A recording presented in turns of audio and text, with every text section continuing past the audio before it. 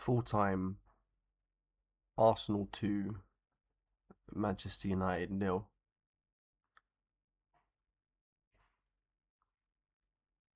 I don't think it's quite sunk in yet. We've let practically a managerless Manchester United beat us on our home turf. I know Carrick's interim or whatever, but that ain't their guy, really, is it? We're supposed to be a team fighting for the Premier League. And don't get me wrong, we're still in a good position. But we could have been in such a better position. And this poor run of form that we've been on for the last few weeks, excluding the Inter Milan game, different competition, different scenario. If we'd have just beat United today, if we'd have just beaten Forest, we'd be looking comfortable. And it's seemingly out of nowhere, we're now in a situation where we're only 4 points ahead of Manchester City. And we've been here before. For 3 of the last 4 years now.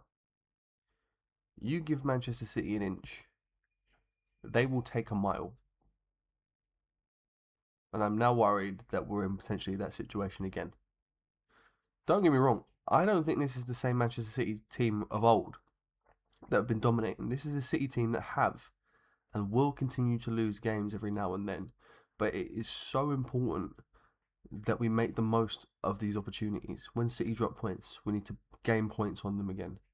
And over the last 2 weeks, we really haven't done that. The same team that beat us today, Manchester United, done us a massive favour last week. They beat Man City again. But we go and draw to Nottingham Forest. I think I might have said Wolves earlier, but that's not the point. The point is we didn't pick up 3 points when we really needed to pick up 3 points. Today, on our home turf, where it's borderline impossible for us to lose, we've gone and lost to a really, really poor Manchester United side, in my opinion. We'll start with the lineup. Now, I looked at this lineup, and initially, I wasn't too fussed. I think the most controversial inclusion in the starting 11 today was, of course, Gabriel Jesus up top. Initially, I wasn't against this, because I'll be honest with you guys, I'm not overly impressed with Victor Gyökeres. I think I heard a stat earlier where his last non-penalty goal for Arsenal in the league was 13 games ago. This is a striker that we paid £65 million for. What kind of fucking return is that? I don't want to hear this all about, oh, no service, no service, no service. If you're not getting a service, go and get the fucking ball. Aubameyang used to do it. Lacazette used to do it. Gyökeres isn't an exclusion. And he's not immune to criticism either. And even when he came on today, he was poor. But my point is, initially I was open to the idea of Gabriel Jesus starting this game. Obviously, since the injury, he's been in fantastic form. Got 2 goals against Inter Milan. Great. But then after you took him off, Gyökeres came back on. And he scored a worldie of a goal. And that can do wonders for a player's confidence. So in my personal opinion, looking back on it and in hindsight, now that I know especially that we've lost this game, and hindsight can be a bitch, we really should have started this game with Victor Gyökeres. Because maybe that goal was what he needed. Maybe that goal was that confidence booster, and he could go into the weekend, big game against a historic rival in Manchester United, and he could have gone on and got something. Apart from that, I was pretty happy with the lineup. So we go in and talk about the game. We take a relatively early lead. What minute was it? 29th minute? I'd say that's still relatively early. An own goal. All we seem to have in our pocket at the moment is own goal and set piece. Why don't we know how to score from open play? This is a title challenging team. Honestly, it doesn't make any sense to me. But nevertheless, we done well to get the own goal, I suppose. I know Martinez could have signed for Arsenal. Maybe he wanted to put an Arsenal shirt on for that one, but luckily for him, today he didn't. Let me move on to their goal. Zubimendi has been one of my favourite players this season. He's definitely been our signing of the season, in my personal opinion. But today, he was so poor. He was so poor. Probably, in my opinion, the worst performer on the pitch. And there's a few bad ones in here today. I'll be honest. What on earth was he thinking for that goal? He literally put a through ball through to Brian Mbeumo for the goal. I get there's some confusion. Manchester United sometimes wear red, but they weren't wearing red today. So I don't know what Zubimendi was doing. Poor. And then he is not helped by William Saliba. I love William. But over the past few games, I think Troop said it really well in his reaction. He loves to entice the attack. I think that's the right word. Like, he invites the pressure. And 9 times out of 10, he does really well with it. But you're always going to get that 1 time out of 10 that it really goes against you. And today it went against him. He invited the pressure, put the ball to Zubimendi, and Zubimendi makes a mistake. So it's not just on Zubimendi. William Saliba takes some blame there as well. I think overall, the back line as a whole weren't very good. And I've been really full of praise for our back line this season and over the last 3 or 4 seasons. But today, all of them probably deserve criticism. Hincapié wasn't great. Gabriel wasn't great. Saliba wasn't great. Timber was probably the worst of the 4. Raya, I don't really think covered himself in much light. I don't think his distribution was amazing today, and that's one of the better things of his game. We move on to the midfield. And we have to talk about our captain, Martin Odegaard. This guy's not a captain. I really don't think he is. A captain should lead by example. And in these big games, Martin Odegaard just seems to disappear. In these big games, you should be looking for inspiration from your captain. I don't see what Mikel has seen. But obviously I'm not in the training ground 24 hours a day. I don't know what's going on in that changing room. But from my point of view, Martin Odegaard does not look like a captain. Don't get me wrong, a fantastic player on his day. But that day, I'll be honest, comes little and often. Not good enough. I've already spoken about Zubimendi. I don't want to dig too deep on him. Declan Rice in that midfield 3. There's probably 2 players I think can lift their head up high. Maybe 3 because we talk about someone off the bench as well. Declan Rice, I think, can have his head held high. I think he was pretty good today. It was just a shame about the teammates that he had to deal with behind him and side by side with him. Front 3, again, Gabriel Jesus, done nothing today. Literally nothing. He was about as useful as a chocolate teapot today. I get it. He's been in a good run of form. I understand why he started. It just wasn't the right choice for Mikel. Trossard, not terrible, but not great. He just had an average game for me. So I won't be too hard on Trossard. Then we go on to the last man, the star boy, Bukayo Saka. Now, Saka is one that I've got a bit of sympathy for because he's not having his best season. I think a lot of Arsenal fans agree with that. Missed a big part of the season.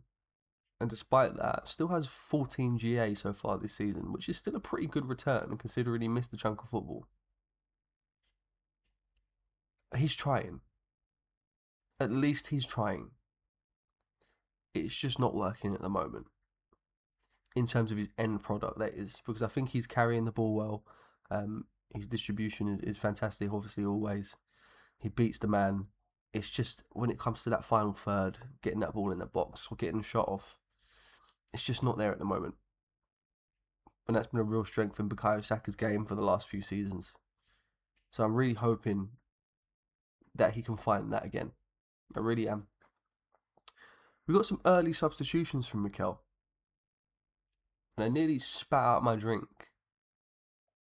when I saw how many substitutions he'd made early on. He made 4 substitutions in the 58th minute.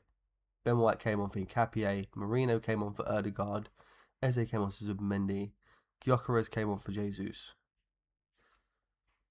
Gyökeres wasn't great.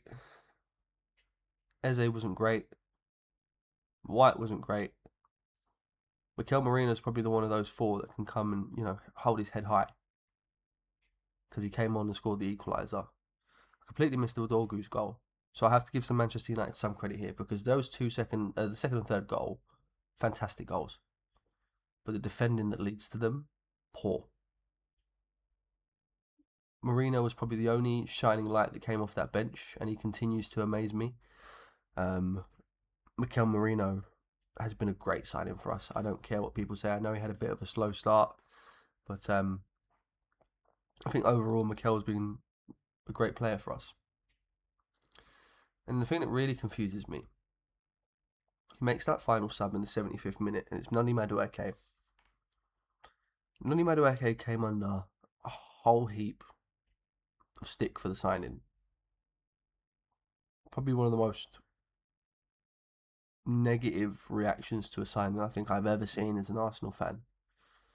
And when he came through and started playing, I don't think he done too badly. Don't get me wrong, his goals and assists haven't been great, but I think his on-the-ball action has been pretty solid. Unfortunately for him, he came on today with 15 minutes to go, and in that short space of time, he did okay. But I really don't know what Mikel wants him to do in 15 minutes. You're just about getting into the game after 5-10. Then he's got 5 minutes plus added time to strut his stuff. When we're already a goal down. Make it make sense. It really doesn't make sense. And like I said at the top, we've opened the door. We've opened the door to City. Sorry, and it's strange to say this, we've also opened the door to Villa, who, on the same games played, sit 4 points below us. Man City, have got that extra goal difference, +1 goal difference over us. We're absolutely smashing Villa on goal difference, so I'm not too fussed about them. But we know what Manchester City can do when they get into a position where they're chasing, and they're chasing right behind. And I'm hoping that we haven't got a repeat of the last 2-3 seasons. Now we have to rely on fucking Spurs to beat them, so we can get so we can get our lick back, kind of, I suppose you could say. And we know Spurs, they're not going to do us any favours. They're not a good team. They're not going to beat City. At least I don't think they will. I'm not one of those people that are going to sit there and start cheering Spurs goals if they do manage to get a result over them, because we should already be in a good position. And now this is going to be potentially harder than I thought it was going to be. Really frustrating. Who have we got next? We've got... No, wrong. Who have we got next?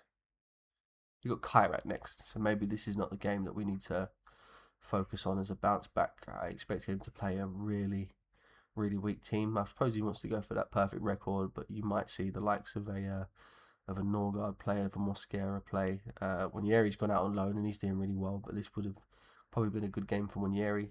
Eze might start. We might even see Martley Salmon, potentially Lewis Skelly, those kind of players. And to finish off January, we go away to Ellen Road, Leeds, on the 31st. We need a big response. We need a big response in that game, because we need to be near on perfect for the rest of the season.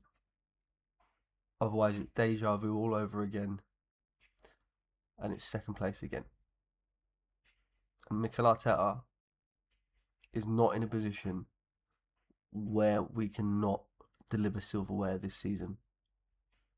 I respect and I'm grateful for everything that Mikel has done, but he is notoriously, apart from that first season where he delivered the FA Cup with a team that wasn't really his, he's not been known to be able to get it over the line.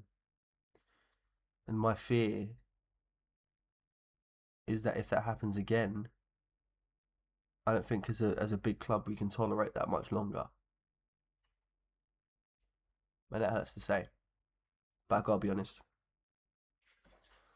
We'll leave it there, people. My air freshener's going off and stuff like that as well. It's late. Well, it's not late, it's 10 o'clock, but the baby's sleeping, so I gotta work. I've gotta go to bed as well. I don't want to do like a massive upbeat outro for this because I'm sad. But I suppose we move on to Kairat, we move on to Leeds, and then we move on to Feb. Take care, people. Peace.